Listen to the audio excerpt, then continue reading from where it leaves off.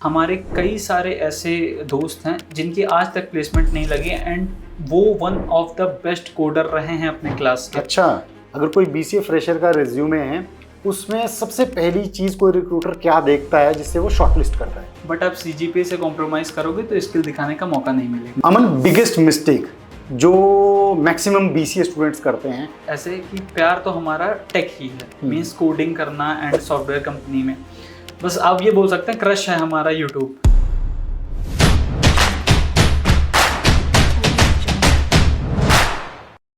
To get free career counseling, check the link in description box and pin the comment below. तो एक interesting rapid fire करते हैं, ठीक है? ताकि बीसीए स्टूडेंट्स को जिनको आईटी इंडस्ट्री में जाना है, सॉफ्टवेयर इंजीनियर बनना है या फिर कॉलेज की पढ़ाई से रिलेटेड सवाल है, उनके क्विक जवाब मिल पाए, ठीक है? तो बीसीए कोर्स में अगर मैं आपसे पूछूं सीजीपीए ज़्यादा मैटर करती है कि स्किल ज़्यादा मैटर करते हैं? ये काफ़ी टफ क्वेश्चन है, बट डेफिनेटली स्किल प्रायोरिटी है। बट आप सीजीपीए से कॉम्प्रोमाइज़ करोगे तो स्किल दिखाने का मौका नहीं मिलेगा। नहीं मिलेगा, मतलब सीजीपीए एक गेटवे है वहाँ तक पहुँचने के लिए जहाँ पे आप स्किल्स दिखा पाओ। डेफिनेटली। तो आप ऐसा इतना स्किल आप मीन्स इतना सीजीपीए कर लो कि आप बैठने पाओ कंपनीज में 8 सीजीपीए एटलीस्ट। ठीक है। तो जैसे कि आपने बीसीए के बाद भी इंटरव्यूज क्रैक किए, एमसीए के बाद भी इंटरव्यूज क्रैक किए और खुद भी आज की डेट में इंटरव्यूज लेते होंगे, राइट? तो as a recruiter, as a employer, अगर कोई बीसीए फ्रेशर का रिज्यूमे है उसमें सबसे पहली चीज कोई रिक्रूटर क्या देखता है जिससे वो शॉर्टलिस्ट करता है? अब पर्सनली मैं बोलूँ तो सबसे पहली तो इंटर्नशिप, कि भाई इसके पास एक्सपीरियंस है नहीं है। नेक्स्ट पार्ट, प्रोजेक्ट्स कितने इंटरेस्टिंग प्रोजेक्ट हैं, जेनरिक तो नहीं है। थर्ड पार्ट, स्किल्स हैं, अगर स्किल्स हैं तो वो आपके प्रोजेक्ट से मैच कर रही हैं। ऐसा तो नहीं आपने मिसमैच लिखा हुआ, आपने प्रोजेक्ट कुछ बनाया, स्किल कुछ ऐड किए हुए हैं। तो ये चीज़ें हैं। ठीक है। बीसीए के स्टूडेंट्स टेक में फोकस्ड रहते हैं कि यार कोडिंग सीखनी है, ये सब सीखना है, लेकिन वो शायद कहीं ना कहीं कम्युनिकेशन स्किल्स, सॉफ्ट स्किल्स को थोड़ा सा हल्के में ले लेते हैं। तो आपको क्या लगता है सॉफ्ट स्किल्स कितने इंपॉर्टेंट है? मेरे पर्सपेक्टिव से सॉफ्ट स्किल आपकी स्किल से भी ज़्यादा इम्पॉर्टेंट हो जाती है। क्यों? क्योंकि हमारे कई सारे ऐसे दोस्त हैं जिनकी आज तक प्लेसमेंट नहीं लगी एंड वो one of the best coder रहे हैं अपने क्लास के। अच्छा।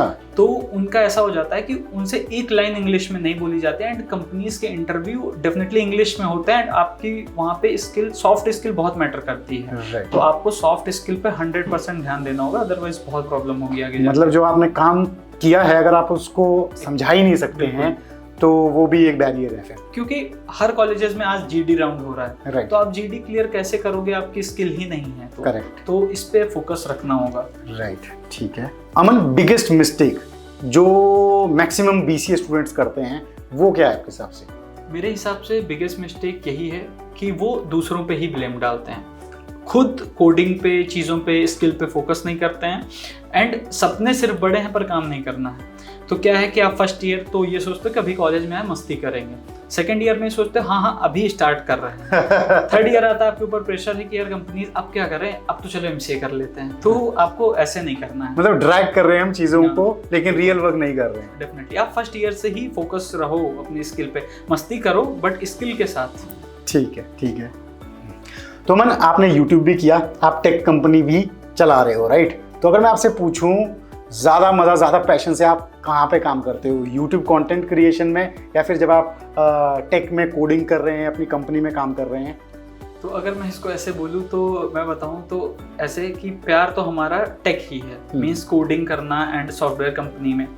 बस आप ये बोल सकते हैं क्रश है हमारा यूट्यूब, क्योंकि टेक में पैशन मीन्स टेक में आप इन्वेस्टमेंट कर रहे हैं, आपने जो इतने टाइम सीखा है उसको पुट कर रहे हैं, तो आपको ये चीज़ें एक सेटिस्फैक्शन है कि भाई मैंने जो पढ़ा है उसको मैं कहीं लगा रहा हूँ, ठीक है। एंड यूट्यूब का ऐसा सीन है, वो आपका एक पैशन है, आपको चीज़ें वहाँ पे जो आप वो कर रहे हो जो आपको मज़ा आ रहा है करने में। तो इस तरीके से मैं इसको देखता हूँ कि मुझे यूट्यूब पे भी काम करने में बहुत अच्छा लगता है। मैं अच्छे वीडियोस बनाता हूँ, लोगों के अच्छे कमेंट्स आते हैं, रिकग्निशन मिलती है एंड एक मार्केटिंग का हिस्सा है हमारे लिए। आज के टाइम पे जितना इंपॉर्टेंट आपका बिजनेस है उतनी इंपॉर्टेंट मार्केटिंग है एंड मार्केटिंग का सबसे बड़ा सोर्स है सोशल मीडिया। तो वो डेफिनेटली आप उसको, अगर मेरा तो ये सजेशन, मैं आपको एक चीज़ बताता हूँ। स्टार्टिंग में मैंने किसी का वीडियो देखा था, बीसीए फर्स्ट ईयर में था, एंड ही सजेस्टेड दैट कि हर आदमी का एक चैनल होना चाहिए। तो वो मेरे दिमाग में हिट कर गया था एंड मैं आपको भी बोलता हूँ हर आदमी का एक यूट्यूब चैनल, सोशल मीडिया पे प्रेजेंस होनी चाहिए। क्यों? वो आपकी सॉफ्ट स्किल भी बढ़ाता है, आपका एक डर खत्म करता है, आपको सोशलाइज करता है। तो वो मेरा सजेशन है। मतलब अगर आपको फेमस नहीं भी होना, एक प्रैक्टिस के लिए शुरू कर दो कि मेरे को अपना सॉफ्ट स्किल्स, अपने बोलने का तरीका ये इंप्रूव करना है, कैमरा फेसिंग फ्रेंडली बनना है। शर्माना नहीं आपको। बहुत लोग आपका मजाक उड़ाएंगे कि अब तुम भी यूट्यूब पे आ गए, बट डेफिनेटली आपको मजा आने लगेगा कुछ दिन बाद, एंड वही लोग आपको अप्रिशिएट करते हैं बाद में। करेक्ट। तो ये बड़ा इंटरेस्टिंग क्वेश्चन है। हम सभी वेट कर रहे होते हैं कि हमारी पहली जॉब लगे, पहली सैलरी आए, कुछ हमारे पास पॉकेट मनी से ज़्यादा बढ़ के अमाउंट आएगा। तो आपके पास जब पहली सैलरी आई तो आपने कैसे स्पेंड की? मैं बताऊं आपको, तो जो मेरी सैलरी के लिए सबसे ज़्यादा एक्साइटेड था वो मेरी मम्मी और मेरा छोटा भाई था। तो जैसे ही मेरी सैलरी आई, सबसे पहले हमने अपनी मम्मी को गिफ्ट किया एंड अपने छोटे भाई के लिए फ़ोन खरीदा। तो पहला स्पेंड तो मेरा सैलरी का ऐसे ही रहा। मीन्स हमने अपने ऊपर नहीं किया, बट जो हमारे लिए सबसे ज़्यादा खुश थे वो सबसे ज़्यादा परेशान थे कि भैया दादा की जॉब लग जाए एंड मुझे कुछ मिल जाए। तो ऐसी स्पेंड रही हमारी पहले से। क्या बात है। अमन, जैसे आपने BCA के बाद भी आपकी प्लेसमेंट हुई है ना, आपने वो नहीं ली, फिर MCA किया, MCA के बाद प्लेसमेंट हुई, राइट? तो जो दोनों जॉब्स आपको लगी थी, तो आपको कितना परसेंटेज का फ़र्क था आपके पैकेज में BCA के बाद जो जॉब लगी और MCA के बाद? तो मतलब फ़र्क आता है क्या जॉब के पैकेजेस में? डेफिनेटली मैं बोलूँ तो फ़र्क रहेगा, बट इसमें मैं एक चीज़ ऐड करूँगा। पहले मैं आपको परसेंटेज वाइज बता देता हूँ कितना डिफरेंस हो सकता है। मैं ये कह सकता हूँ कि आपकी 2x 3x सैलरी होगी जो आपकी BCA के बाद मिल रही होगी, बट ये बिल्कुल डिपेंड करता है, क्योंकि अब वो स्किल सेट, वो रेज्यूमे मेरा नहीं था जो मैंने MCA में बनाया, वो रेज्यूमे मेरा BCA में नहीं था। एंड एक चीज़ मैं अगर ऐसे आपको समझाऊँ तो MCA भी किया मैंने, तो मेरा एक बहुत ख़राब एक्सपीरियंस रहा। एक HR थी जिससे मेरी डिस्कशन हो रही थी सैलरी पे, and she called someone and उन्होंने बोला कि this person sitting in front of me and इतना पैसा मांग रहे हैं, एंड आपको तो पता है कि MCA के बाद जॉब भी नहीं लगती है। तो आप ये सोच सकते हैं कि BCA तो छोटी बात है, लोग बोलने के लिए तो किसी डिग्री को भी बोल सकते हैं, वो आपको तोड़ने के लिए। तो आप ऐसा नहीं समझो, रेज्यूमे अच्छा होगा तो वो पैकेज आप BCA के बाद भी लोगे।